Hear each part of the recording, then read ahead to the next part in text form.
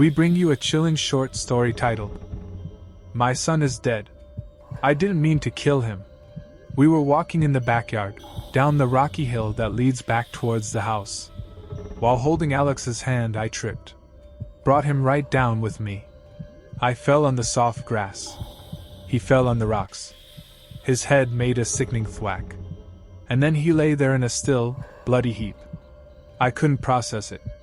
It was like I just broke. I stared at his lifeless body for what seemed like hours, although it was probably just a few minutes. Then I ran back inside, locked the doors, and sobbed hysterically. I don't know why I didn't call 911. I don't know why I left his body out there. But believe me, I wish I'd done those things. It was about 4 a.m. when I woke. I'd fallen asleep in the chair by the kitchen, exhausted after so much crying. Tap, tap, tap, tap. It was coming from the sliding glass door. I slowly stood up, my mind foggy from sleep, and walked over. I froze. My little boy was standing there, in the dark. Blood dripped down his face. His knees were scratched and bruised. His hair was matted to his forehead, caked with blood. But it wasn't my little boy. When our eyes met, a chill coursed through my body. His eyes were empty, cold, and motionless. Not the warm, smiling brown eyes of my son. Tap, tap, tap, tap. Mommy, he called, his voice muffled through the glass. It's cold out here. Please let me in. I stood, paralyzed, watching him with fear. Mommy! My head hurts, and it's dark out here, and I'm scared. Tears fell down my trembling cheeks.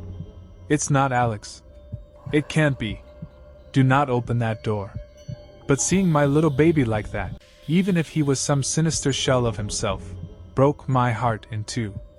I walked over to the glass, crouched to his level, placed my hand against the surface. I love you, Alex. His face was red from crying. The blood mingled with his tears on his cheek. Mommy, open the door! He screamed.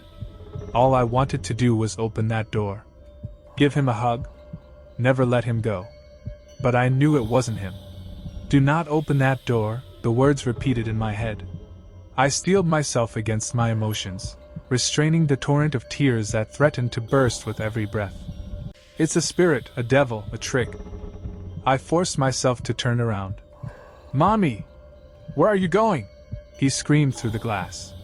Tap, tap, tap, tap, fast, panicked, frenzied. Mommy! Don't leave me! I'm scared! I didn't reply.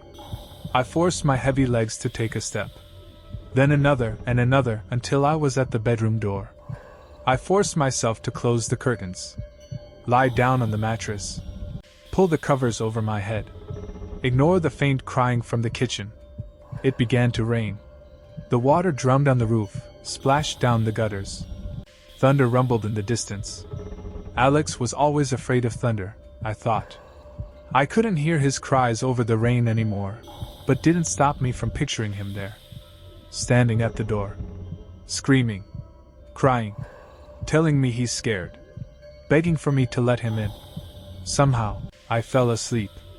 When I woke up, it was well past morning. I was numb, empty. The image of Alex was burned into my eyes. My mind. My heart. I leapt out of bed and ran over to the kitchen door. A small part of me hoped he would still be there, but he wasn't. Just the green grass, the rocky hill, and the patio. And something else. A small set of footprints in the mud, weaving away from the front door. Spirits don't leave footprints. A wave of nausea rose in my throat as the realization fell on me. Heart pounding, I raised my eye to the hill, where I had left his broken body. It was empty. He must be alive. I'd left my son out there, all alone, wounded and bloody. He wasn't some monster, waiting for me to let him in. I was the monster. I ran into the backyard. Alex! Alex! I screamed, until my voice was hoarse. Alex? Only silence replied.